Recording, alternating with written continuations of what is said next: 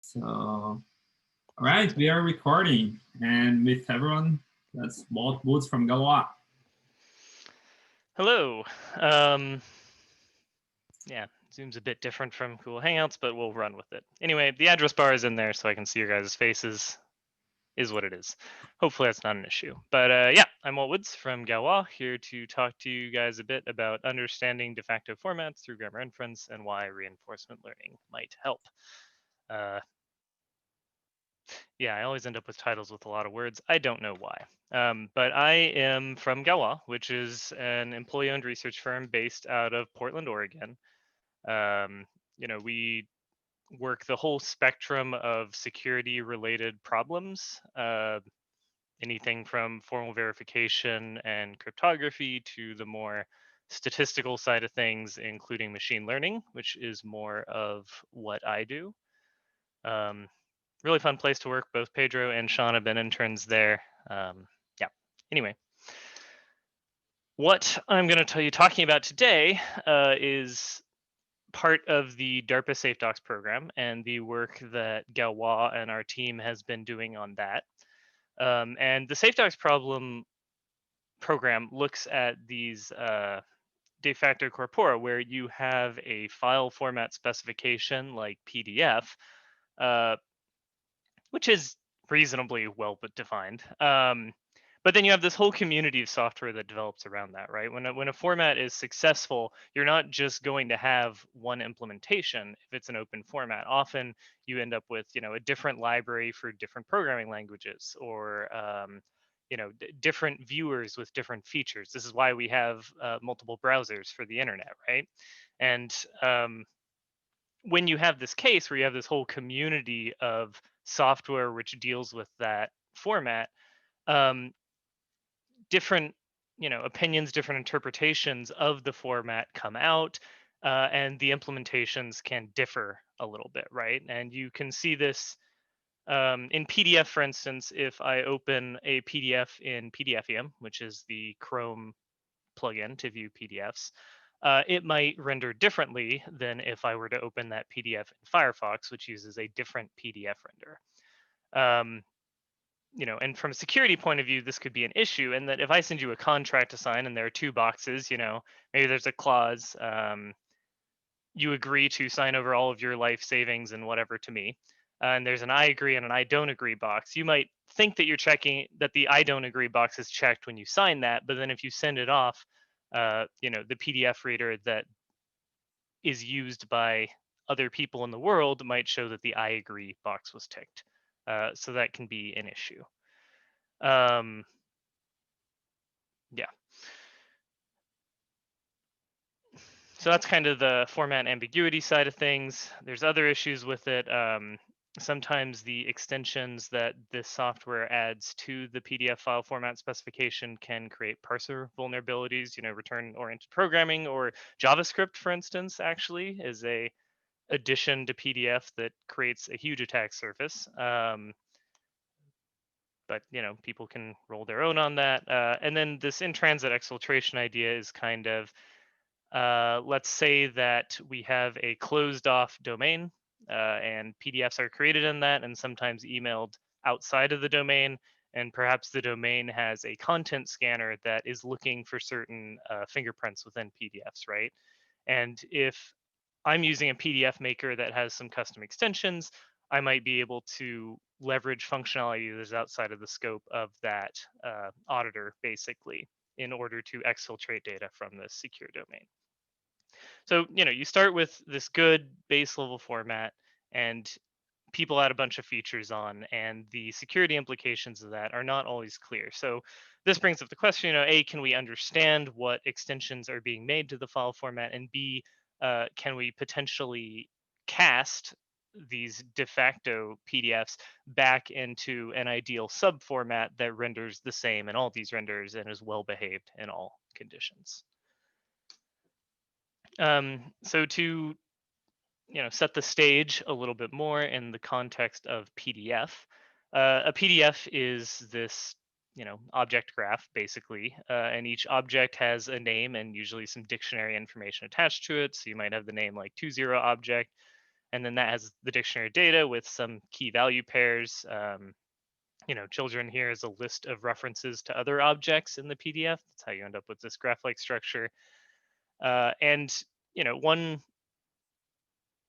object type that shows up a lot is when the dictionary has this slash type page, which is usually accompanied by slash contents with some contents to show on that page. And so what you have here is basically you have a type system, right? The slash type key means that to a PDF parser that's trying to do the right thing, it means that type page should always be accompanied by a contents key. If it's not, then this PDF parser is potentially doing something non-standard. They're doing something weird in terms of the PDF spec. So there is this underlying type system, but it's contrasted with the fact that PDF has reached such a level of adoption that users complain when a PDF doesn't open in your parser, right? If I have a third-party PDF parser, or no, if I'm Adobe and I have the official, most accepted, I owned the spec for a while. I don't think they do anymore, but I owned the spec for a while. My PDF parser goes. If some third party comes along, I don't know, say Ocular, and gains a wide enough user base and they implement a new feature, and now Ocular PDFs don't load in Adobe's PDF, Ocular is not going to get flack for adding extensions to PDF because from a user point of view, they don't care. The PDF works and it does what they want. Adobe's going to get the bug reports for that saying, hey, these other guys can render this PDF. Why can't you? So there's a bias in the ecosystem to basically always parse a PDF, no matter how terribly broken it might be,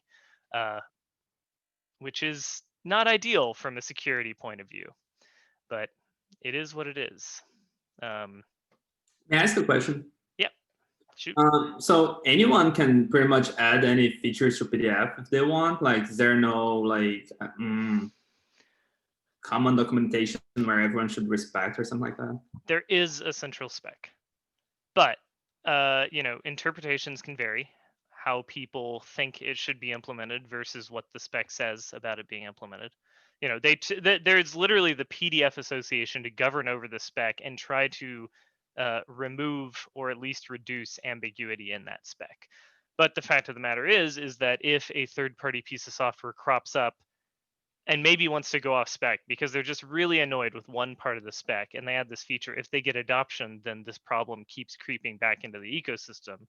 And then the PDF association has to go, well, do we want to codify this, right? Do we want to turn this into a real feature? So it's definitely,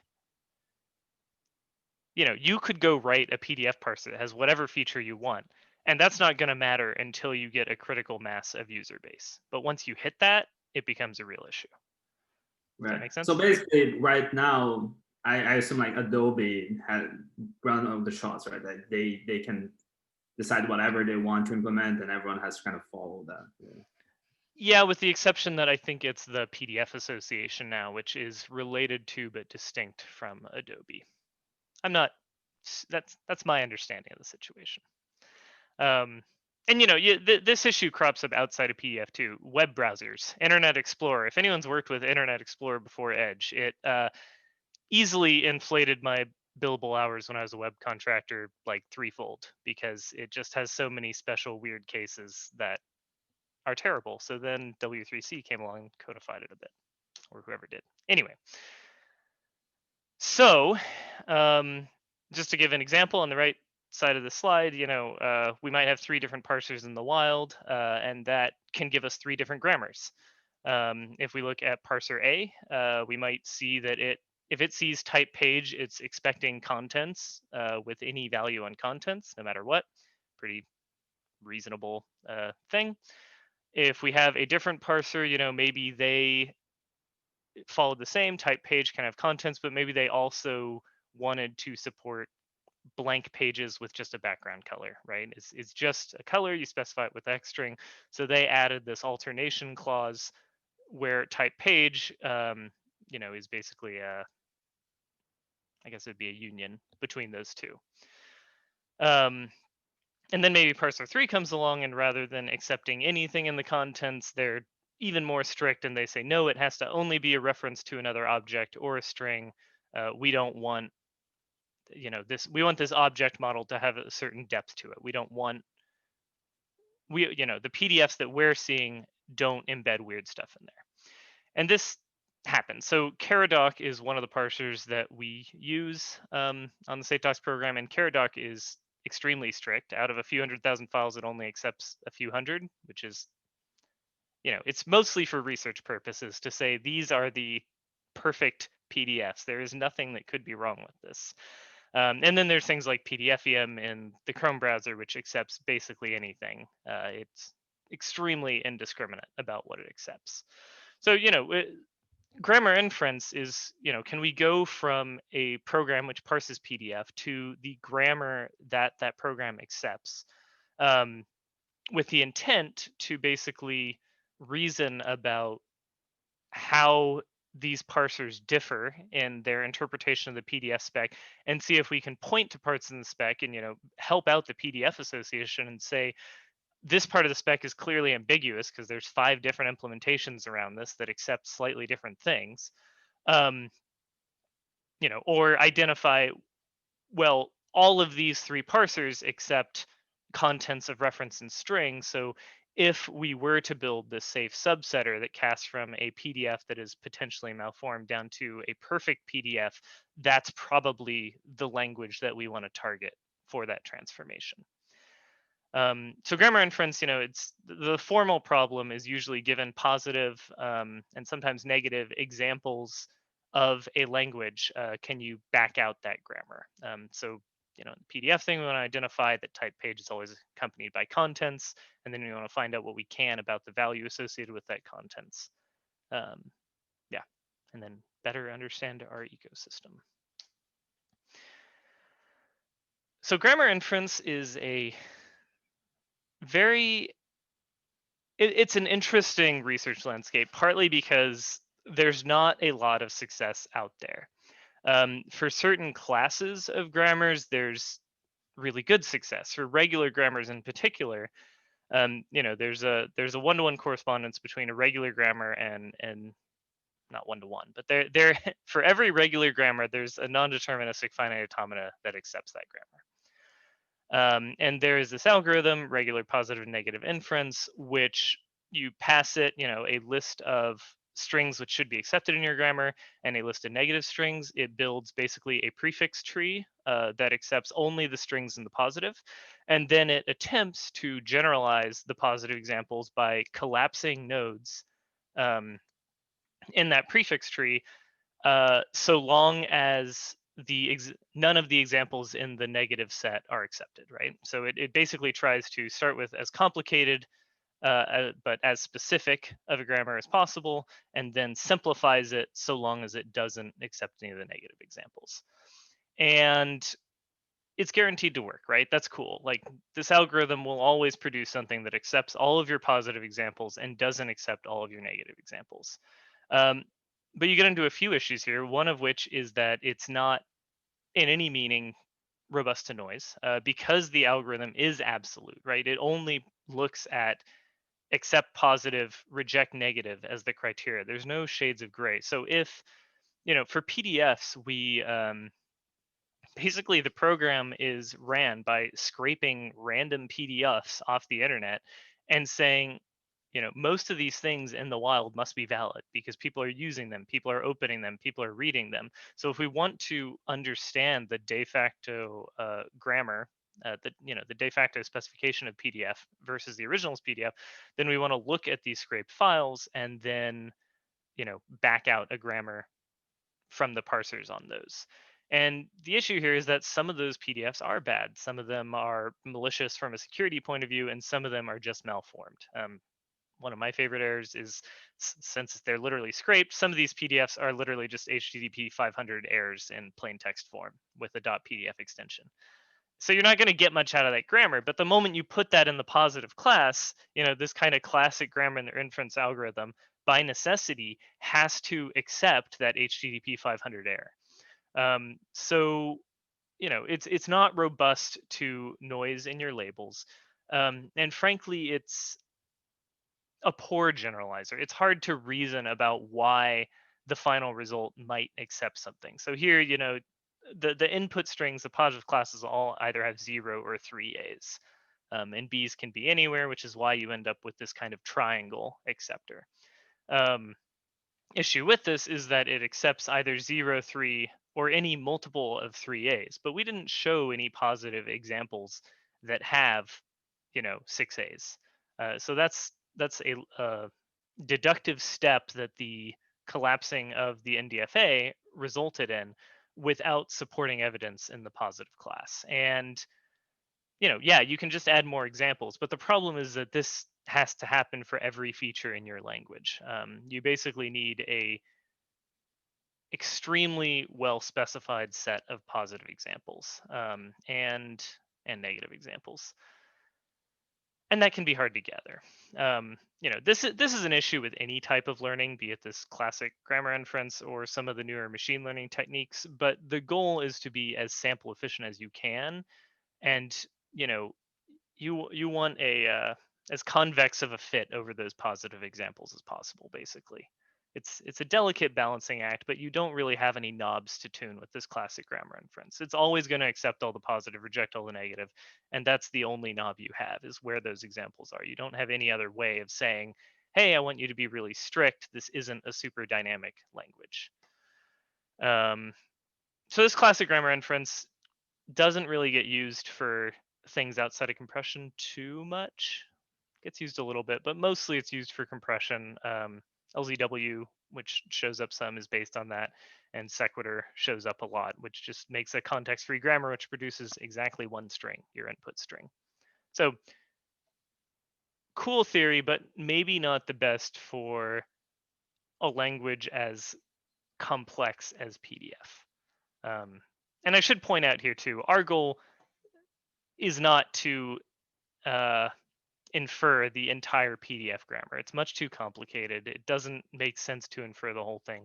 We're just looking for, can we infer meaningful parts, right? What can we learn about that grammar? We're looking more to aid an expert auditor than we are to tell them exactly, aha, this is without a doubt everything people use in PDF. So that's basically classic grammar inference. Most of it is targeted at that sort of regular grammar and making an NDFA. Moving on to this new fangled grammar inference, where rather than just accepting the positive and rejecting the negative, maybe we want to fill in some shades of gray, right? We want to get into statistics of allowing false positives and false negatives, and getting some extra descriptive power out of the algorithms by doing that. So anytime you have shades of gray, machine learning tends to crop up because it just produces numbers, and if you just produce numbers, they can be wrong. So that's fun. But yeah, they tend to generalize pretty well. A few other differences are that the classic grammar inference tends to play exclusively with toy languages, very simple grammars like the one I showed. When you try, they're not really built for huge dictionaries the size of the English language and backing an automata out of a vocabulary that large. By contrast, most grammar inference research is in the realm of natural language processing. So by necessity, if they're working with English, they do try to understand the grammar in the context of that entire vocabulary. Sometimes they cheat. They turn cat into a noun. They substitute the actual descriptive words with parts of speech, and that's fine too. But sometimes they don't. And the other thing is that they don't try to back out an explicit grammar in the same way that classic grammar inference does. They do what's called constituency parsing, where they look at the input constituents, or words basically, and they try to merge adjacent words. It's kind of this binary tree structure, where in the sentence at the bottom, if you have under the current circumstances, he says their scenario no longer seems unrealistic. We want the distance across that binary tree to be relatively small for words which have a clear relation to one another. So current circumstances, if we were to think about grouping the current instead of current circumstances, The current is a much more ambiguous phrase, right? We could be talking about the ocean current or whatever, rather than current circumstances, which has a very clear temporal and situational meaning. So, it groups those close together. You end up with this subclause under the current circumstances. He says their scenario no longer seems unrealistic. So the goal is to come up with this sort of tree. Um, there are a number of data sets which have basically expert linguist annotations. Penn Tree Bank is one that shows up a bunch, where experts have gone through and handmade this sort of tree. And these algorithms are often evaluated on how close they get to that expert annotation. So I'm going to talk about two of the newfangled ones before we get to the reinforcement learning sort of things. One is Diora, which is, I like it a lot. It's a little more complicated though. I'm not going to go over it too much, but what they do basically is, they start with these constituents. The cat drank in this sentence, and they turn the words for those into a vector embedding, right? They make an n-dimensional vector sampled from, each of those words has a unique n-dimensional vector associated with it. And then if they want to look at merging the cat together, then they are going to come up with a linear mix between the word the and between the embedding for the and the embedding for cat.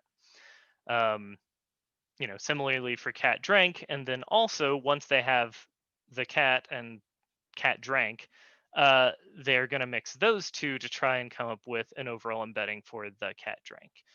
And what's interesting about what they do is that it follows what's called a autoencoder paradigm. So Diora actually stands for deep inside outside recursive autoencoder. And what that means is you start with an input, you go through a bunch of math, which usually goes through bottleneck, and you end up with something roughly the same size as the input, and you try and make it look like the input. So what they do is they start with all the leaf nodes, the words, and they compress more or less the sentence into one embedding, which is representative of the whole sentence. And they do so, it's goes through all the combinations, right? They're trying to evaluate all possible binary trees for this sentence at once. And then the outside pass, they look at like, what do I lose in terms of ability to describe or understand the sentence if I merge the cat? And if you merge the cat together, then you can no longer merge cat drank, right? When you make a choice that two words are adjacent and more syntactically related than the others, you're preventing those words from then associating with other parts of the sentence directly. Right? They now have to go through the cat node. So the outside pass is kind of based on that. It's evaluating what you lose by making certain decisions. And their algorithm is pretty cool because they just do linear combinations, but they learn the coefficient of that linear combination. So when they're parsing a thing, they do this whole inside pass, and then they take whichever coefficient is higher.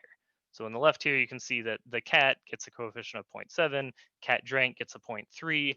So the parser here going through this would be like, the combination the cat drank is more related to just the cat than to cat drank. So therefore the right parse is probably the cat and then drank on a separate node.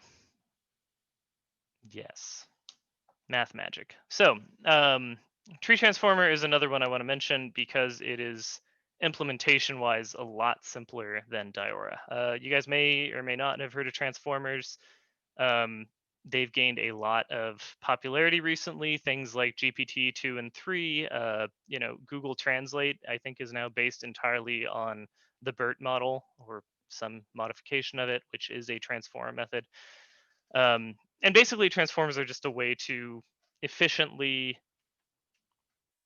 evaluate a function given context. So here, we want to look at what's the likelihood that the is associated with cute versus the likelihood that cute is associated with dog.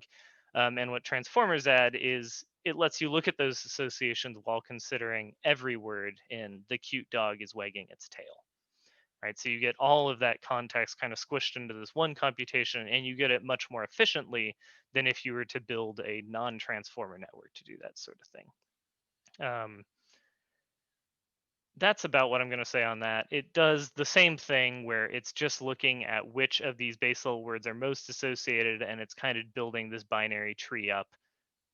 The output's similar. Like I said, it does a little worse than Diora, but it's much simpler. Um, and again, it's just looking, what's the likelihood that the is next to cute, and what's the likelihood that cute is next to dog? The latter likelihood is higher, so therefore that's the constituent you're going to merge in that first step. So those algorithms work well. They are designed for natural language processing, and there are some differences between natural language processing and data formats. What I like to think about it as is kind of this idea of control versus user bytes. If you have like a JSON string, a left curly brace means something very specific, right? It means that you are starting a map, that you are starting, and that map has its own grammar inside of it, which is this, quote key colon value, uh, comma key value, et cetera, et cetera. And there can be recursion. You can have a dict containing a dict. The grammar inference methods that I just talked about don't really have a way of representing that. And you can see it in their parsers. So if you look at the bottom of the slide, it gets the subphrases really well from the outset. Common little clause, the tobacco industry, common clause, what strategy to follow. It joins those in a way that adds value to the way we would interpret the sentence. But for everything above that, it just does a right biased split over and over. And it's not really doing anything with those nodes. It's not adding actual value. It's not telling you anything. And that's because they don't really have any explicit way of modeling kind of top-down command structure. They're just looking at these leaf nodes and which ones are those are common. And it doesn't have any abstraction basically for a type system containing those, right? You can't represent a dictionary containing a dictionary and know that a dictionary, is a key value store, and therefore, how to put it, a dictionary is a generic. You get a lot of power out of generics, right? When you have a type system which is recursive, you get a lot more power than a non-recursive type system, basically because one is limited in depth, I suppose. And there are other fun issues with data formats. So if we think of, if you wanted to infer all of JSON spec, then you really just need to understand this, curly brace is opening a map, quote opens a string. If you are looking at JSON for one application, maybe this is JSON of a network protocol, that type keyword could be something very specific, right? We saw on the last slides that type page in a PDF needs to be accompanied by a content key. So maybe that type, is page, and we would expect to see content in that same dictionary, right? So now we have a more specified version of a JSON grammar. And if we can pick that up, that tells us much more about the application than just learning the raw JSON syntax does. So, with me so far? Cool. I saw a nod from Sean. So, reinforcement learning is the panacea we're proposing for this. Wink, wink, nudge, nudge. But there's all of those constituency parsers that I mentioned basically have one fundamental operation, right? A merge. They just look at scores between each subsequent point. They take the highest score and they merge those two nodes of the tree together, and they do it over and over. Reinforcement learning is a kind of superset of that algorithm. So what reinforcement learning is an algorithm for searching over a policy space to optimize some reward. So basically you have observations, and each time you make an observation about the world, you use the information in that observation to decide what action you're going to take next. So you have this control loop, right? And a lot of times you can think of this as a robot in a maze where it can either go straight, turn left, or turn right. So it allows for this flexible action set where turn left, turn right, or go straight, which of those you choose is based on whatever sensors this little robot has, right? What you're seeing in the maze can inform which action you take, and the sequence of actions based on observations you learn optimizes a reward. So if we were to add the ability to jump to this robot in a maze, to like jump a wall, we don't actually need to change the reinforcement learning algorithm at all to do that, right? We just say, oh, by the way, rather than 3 actions, you now have 4 actions. The reinforcement algorithm says cool, and basically just starts trying that. It is a search algorithm. It's not efficient in a lot of ways in that it has to build up an experience, right? It has to basically randomly try actions and find out what works best. But at the moment, it's kind of the best of what we have for some of these problems where you don't know, where you don't otherwise know which action optimizes reward at different steps. So this makes reinforcement learning really good for leveraging solve subproblems. So for instance, if you have a uh, parser that can handle dictionary structures very well, reinforcement learning can reuse that if it sees a dictionary in a new context. It'll just chew up that dictionary and spend a bit more time searching maybe the novel part of that context. Yes, that's that. So reinforcement learning is cool because it lets us try different actions. The paradigm that you usually see it in is control of a single agent. It's not really clear how that would map to our grammar situation. If we have a sentence of length 8, uh, if we consider just the merge action allowed by the previous parsers, then a sentence of length 8 has 7 different merges it could make, right? In between any 2 tokens is a possible point where you could take a merge action. And then once you merge one of those, you now would only have 7 leaf nodes in your parse tree. So then you have, 6 possible actions. And so the number of actions is really changing as you parse this sentence, which is not something that reinforcement learning is necessarily set up for. Furthermore, you know, the natural thing to do here is called convolution, where basically for each of those merge points, you build a neural network or whatever that looks at just the context for that merge, right? Maybe just the token on the left and right of that particular merge, and then evaluates that merge in isolation from the rest of the sentence. And then you can look at each pair of actions. So the length of the sentence is no longer super important. You can apply reinforcement learning to sentences of arbitrary length. But now you've violated this Markov assumption where the reinforcement learning algorithm, again, it only can see what it observes. So if we, in this little simple JSON string in the picture, if we merge the right 2 closing braces as a first step, we are going to affect the merge with the beginning opening brace later, right? We're not going to actually be able to resolve that character because we've kind of locked up these 2 closing braces with one another. And the Markov assumption is basically that, what you see is the whole world. Nothing else outside of that matters at all. So you can end up with issues where, you make short-sighted decisions that look good but ruin your final result, basically. And I briefly mentioned that in the Diora outside pass. That's why they have that. It's a very similar thing, but here, we have to expand from evaluating the immediate reward from the Markov to kind of this online policy where, well, sure, with the observation that I have 2 right braces, I get a pretty good reward, but then later on, I'm going to get a bad reward. Yeah.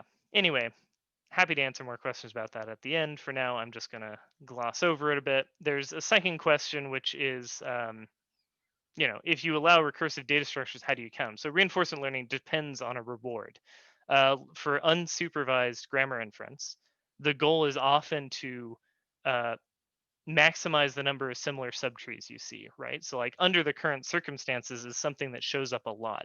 So there's a frequency associated with under the current circumstances, which is really what you're trying to optimize, because if something shows up a lot, that means it's a common structure. in the control versus user bytes, that means it's more likely to be a control byte instead of a user byte, right? If you consider like a Word document, the things that people type in a Word document, the user content have much higher entropy in an informational sense than the control structure used to run that Word document. So reinforcement learning tries to optimize this reward, but with recursive structures, we can't just count the number of occurrences in the string. And I will circle back to that in a couple slides. But first, I want to jump on the different actions that we can add to reinforcement learning and why it's interesting to be able to do more actions than just merge. So if we consider this kind of simple JSON grammar where we have an opening brace, it can have one letter inside, either A, B, or C, or it's a recursive grammar, so we can have one or more of this kind of simple JSON grammar inside, and then a closing brace. So if that's our grammar, a merge is useful sometimes, and that is what the other grammar inference algorithms do, where when you see token A and B, you merge them into kind of this AB idea.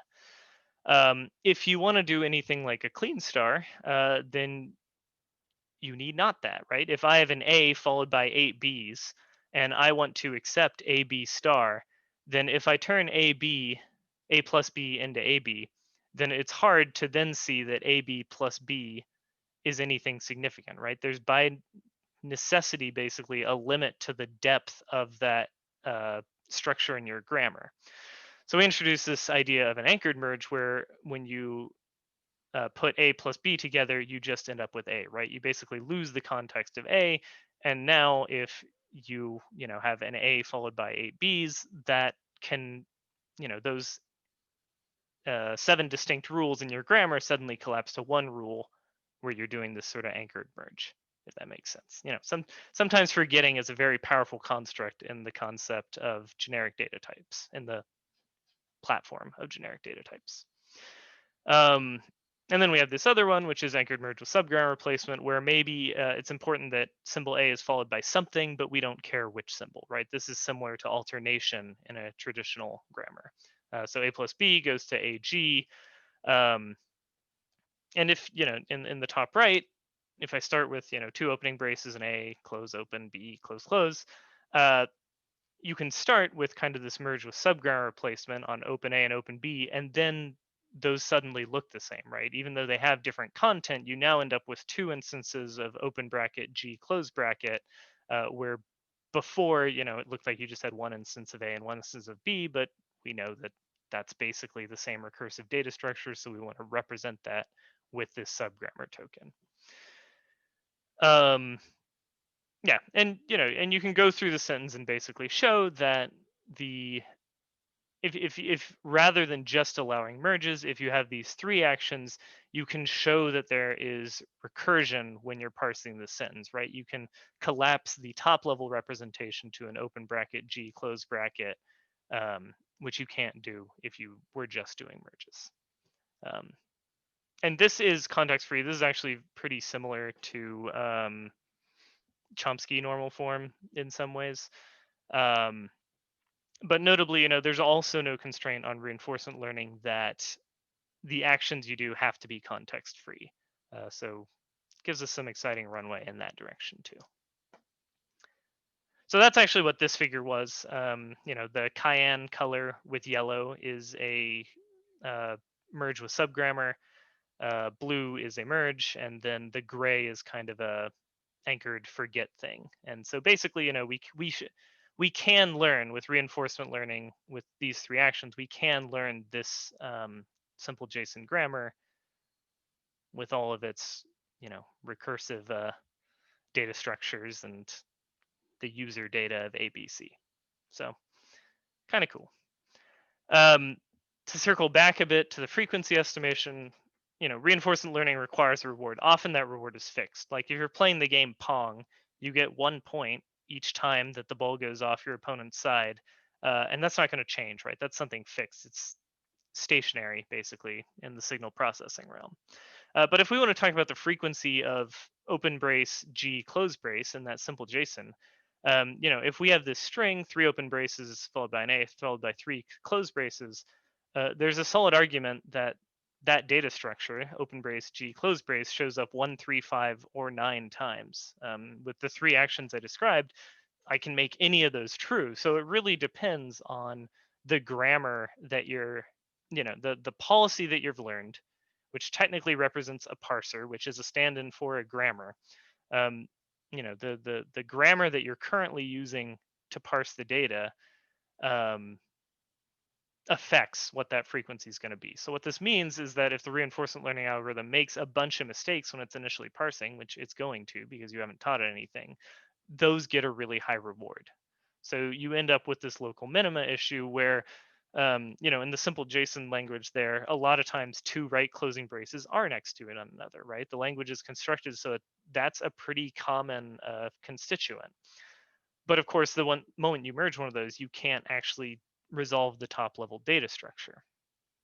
So instead of counting frequency based on the current policy, which is kind of this volatile, non-stationary function, um, we use a random policy to count frequencies. And that's, it's still an estimate, but at least it's more fixed and it really helps to get this nice little parsing result. It helps the reinforcement learning algorithm get some stability. So, yeah. So grammar inference, traditional methods basically all look at the merge. They're all focused on natural language processing, which has a different set of concerns from data processing. Um, some of the benefits of using this reinforcement learning is that we learn a bottom-up parser. There are other newfangled grammar inference techniques which learn a top-down parser, but you have an issue there because if you want to learn, basically it implies you have to learn the whole format rather than parts of format, right? A bottom-up parser is nice because you can successfully parse only parts of the string and still get partial credit. That's a good thing for machine learning anyway. This reinforcement learning paradigm lets us insert special actions to keep atoms unique. So for instance, an if statement in a programming language has a very specific meaning. You don't want to merge an if with the name of a variable next to the if. You want to keep the semantics of if clean because that is its own type in its grammar, right? That has its own grammar rule associated with it. And if you were to lose that the if is there, then you have lost the ability to express that. The algorithm basically maximizes common frequency. Again, the goal is, usually when people write a language, they're trying to express common idioms with those control bytes, and it's those common idioms, the type system that we want to pull out of these grammars, because that's something that we can actually start to reason about versus user data. And it can be extended to context-sensitive actions. So this is ongoing work. We're actually hopefully publishing a paper on it next month. It's interesting because we've had really good work with some of these simpler data languages, but PDF dictionaries and PDF as a whole are an entirely different beast, as Sean can attest. But basically, if you run this algorithm on it, it does some things right. So like filter flate decode is a common type, right? Now, technically, the correct grammar, filter can be a list of names or just a name. But here it picks up that filter is often a list with just one name, and that name is flate decode. So it merges all that together. We basically want, the next step is to roll this kind of into tools and start to say, okay, even if you can't perfectly learn the grammar for this very complicated data format, how useful is the representation you do learn, right? How much can you actually help an operator trying to understand and reason about these different parsers? The other thing that we're still working on, which is actually some work which Sean started, is basically rolling in taint tracking information into the reinforcement learning algorithm. So if you have existing parsers, you can run them, you can look at the control flow graph of those programs, and then you can look at, in that control flow graph, how close were 2 adjacent bytes in the input stream. If they're really adjacent in the control flow graph, there's a really good chance that those bytes should be associated in the parse tree. So we can kind of integrate that into the reinforcement learning reward function to effectively clone existing parsers, right? To try to leverage, to try and leverage their knowledge and put it in this format of the reinforcement learning parser, which has some advantages, like it always parses rather than throwing an error like a properly behaved parser should. But again, our goal here is partial credit and understanding rather than complete correctness. So yeah, that's most of that. Anytime you have a community of implementations, you are probably going to get a de facto file format, be it from bugs or just difference of opinions. We're looking at using grammar inference as a way to understand those differences and kind of, build a foundation for reasoning about the differences between those parsers. We kind of rolled our own with reinforcement learning, largely because existing solutions that we're aware of are natural language processing centric, which has very different concerns from data inference problems. And reinforcement learning is really promising because it can, the algorithm doesn't have to change if suddenly you want to parse a broader scope of languages. I'm not guaranteeing that it's going to work very well because you explode the search space a ton when you add context sensitive operations, but at least the framework supports it, whereas something like an NDFA doesn't. So that's what I've got, and I would love any questions. Thanks.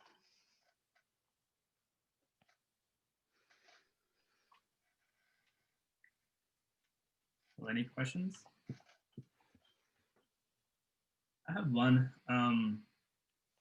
So could you apply this? I'm not sure if I followed this correctly, but you mentioned that there's some work being done to extract grammar for with reinforcement learning for actual other languages, right? Yeah. What do you mean other languages? Is that something that has been done, or like is that's a branch of work that's happening? No, I mean we're working on that if that's what you're asking, but I haven't found a paper that uses it yet. Maybe I just failed to use the Google Scholar correctly. But no, it seems like because most people are focusing on natural language processing, they're happy with the merge only approach, in which case you only have one action, in which case you don't really need to expand into this family of reinforcement learning. Yeah, makes sense actually. Yeah. Yeah, I know I ended up having to gloss over a lot, but hopefully it was a reasonable overview of the problem space and some of the issues that we've bumped into along the way.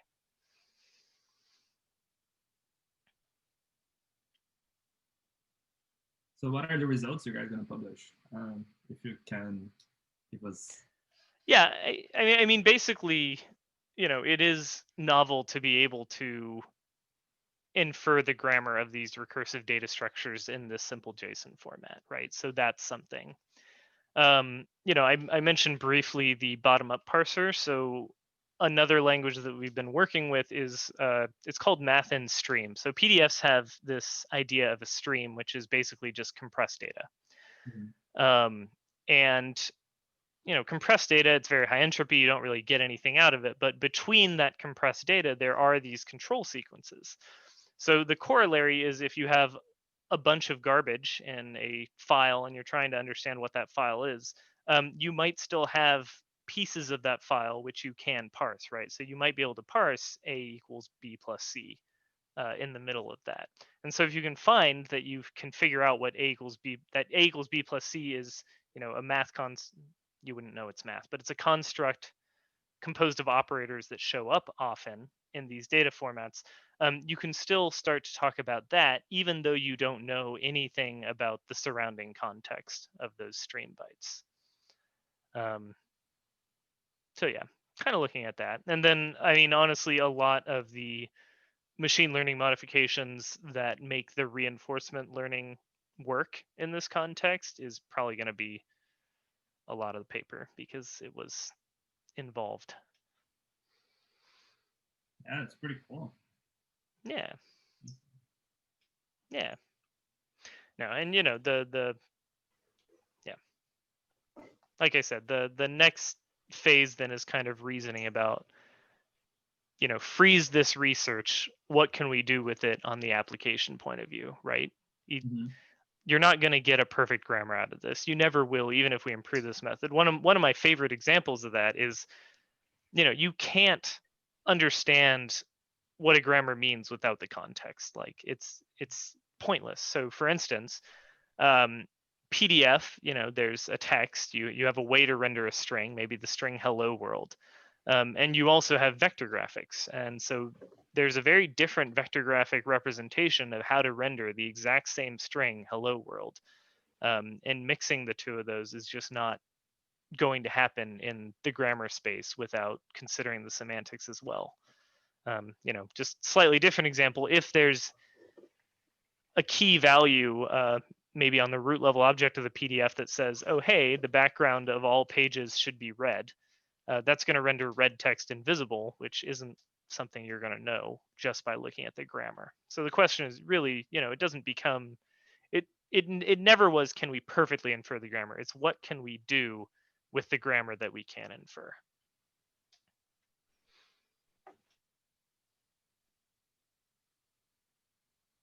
Yeah. Does anyone else have a question? I guess I kind of a quick one. In your experience going into like the field of grammar inference, how would you characterize like the other research outside of like Diora and whatnot in terms of like what does the landscape look like in terms of work similar to yours besides just Diora, like the NLP kind of based solutions? You mean other things on data structures specifically? Right. Yeah. So a lot of it is, I think by far the biggest one I've seen is called Learn Pads, and that's by Kathleen Fisher and the Tufts Group, I believe. And they tend to focus on streaming log data. So they basically, a lot of the data formats that they're working with are simple tabular entries with unknown delimiters. And then they're also trying to basically figure out, they're also trying to figure out the types of the fields within that data structure. Things like timestamp or IP address and so on and so forth. Outside of that, there really isn't much. And I think, part of that comes down to the compiler problem, right? You could write a compiler that fixes a code syntax error, right? A lot of times it's just something like add a parenthesis or delete an extraneous character. Like the problem is that once you do so, if you're not considering the whole semantics of that file, there's a reasonable chance that you've altered the meaning of that code. So this sort of research, mostly, in my personal opinion, has value as an advisory tool rather than something that you can directly plug into a stack and use without having a human expert babysit it, basically. And it's that human expert babysitting it part that I think prevents it from having wider adoption. Now, SafeDocs, because of the exact problem it's tackling with the de facto file formats and trying to understand the differences between what they accept, it makes sense in that context. But I think that's why we haven't found a lot of related work, is because it's hard to think about ways to meaningfully apply the problem outside of this kind of digital advisor role. And some of our subcontractors are also working on, which is also Tufts and Kathleen Fisher, but they have the cool little tool called Binary Inferno that, if you have a list of network byte streams, can you deduce the types within that byte stream? So that's a little more sophisticated and cool for sure. As far as I know, they aren't tackling the recursive data structure problem yet, but yeah, that's about what we've seen in the space. Learn Pads, Binary Inferno, and then what we're working on here. And then the classic algorithms I mentioned earlier, but those are entirely focused on regular languages, from what I can tell. I would absolutely love to hear if somebody has heard about a classic grammar inference algorithm that has a bit more flexibility than the RPNI.